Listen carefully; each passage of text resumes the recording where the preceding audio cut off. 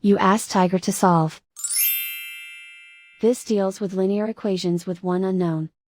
The final result is w equals -5/3.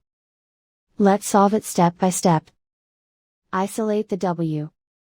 Divide both sides by -6. Cancel out the negatives. Simplify the fraction. Move the negative sign from the denominator to the numerator. Find the greatest common factor of the numerator and denominator. Factor out and cancel the greatest common factor. And so the final result is w equals -5/3.